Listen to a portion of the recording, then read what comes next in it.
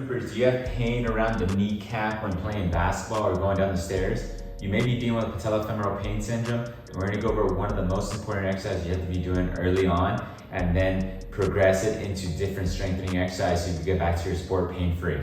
My name is Dr. Marco Lopez, Doctor of Physical Therapy and Certified Strength and Conditioning Specialist, and co-founder of the Basketball Doctors. So when we talk about patellofemoral pain syndrome, that means there's pain in the patellofemoral joint, which is that joint between the kneecap and the actual knee, the tibiofemoral joint.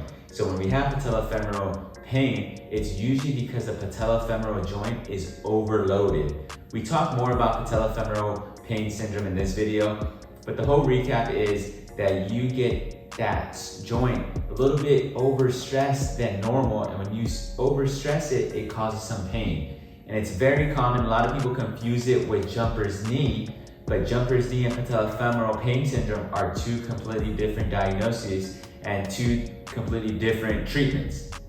So if you actually want to learn more about that, the differences between jumper's knee and patellofemoral pain, click the link above. That's going to show you videos on that. But the biggest thing, the difference on those two is jumper's knee, it's a tendon issue. Patellofemoral, it's more patellofemoral joint. And there's a quick, easy test you can do, and we go over that in that video. But let's go back into patellofemoral pain syndrome. One of the key drivers is that quad strength.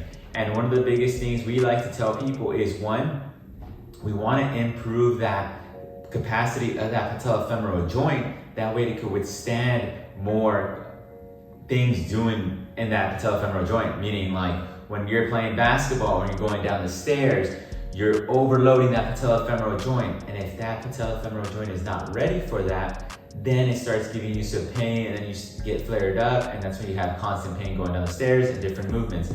Especially with people that live on a 3-story apartment or anything like that, when they have a lot of stairs and they first move in, they start dealing with that patellofemoral pain because they start doing more stairs than they usually have been doing.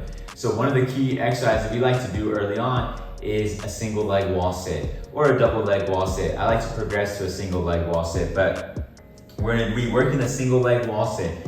And with a single leg wall sit, it's actually a little different than when you do knee extensions when it comes to patellofemoral pain syndrome. So early on, we want to put not a lot of stress in that patellofemoral joint and really increase the quad, because when you irritate the patellofemoral joint, you're not going to be able to strengthen the quads, and the quads get weaker. So here's one exercise you can start doing. So when you do a wall sit, the biggest thing is for patellofemoral pain, you're going to have the least patellofemoral joint stressors up until 90 degrees. So when you go deeper into a single leg squat, you're gonna have more stress in that patellofemoral joint.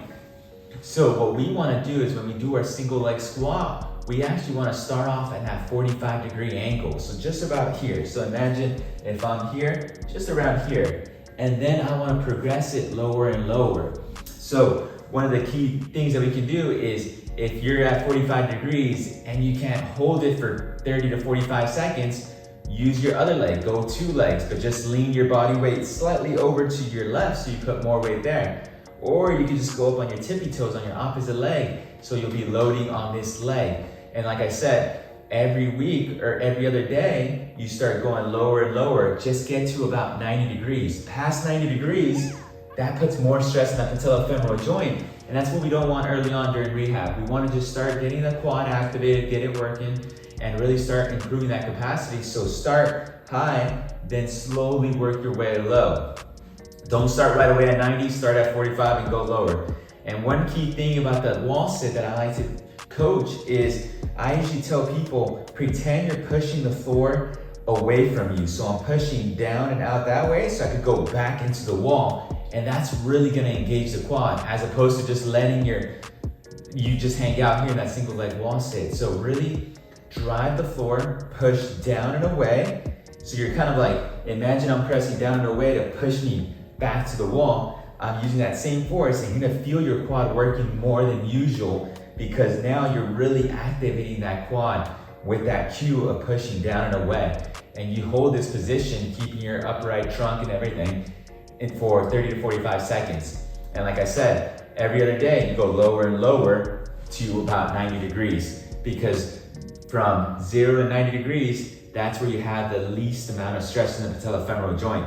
it increases as you get closer to 90. You wanna be in that sweet spot of 45 or maybe even 30 degrees. So even like just a simple wall sit here and then go to 45, then 60 to 90.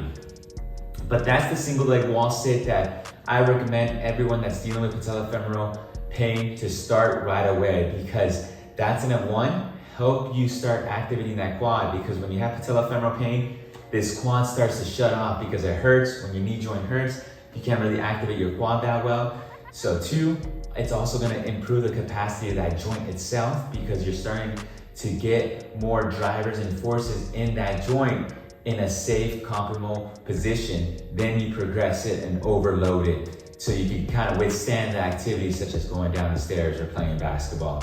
So to recap, start with the wall sit. If it's too hard with one leg, go to two legs, then one on your tippy toes. Start up high, then go low. Work your way from 30 to 45 seconds. Normally I tell people, if you're able to do 45 seconds, go a little lower, but don't go past 90 degrees early on.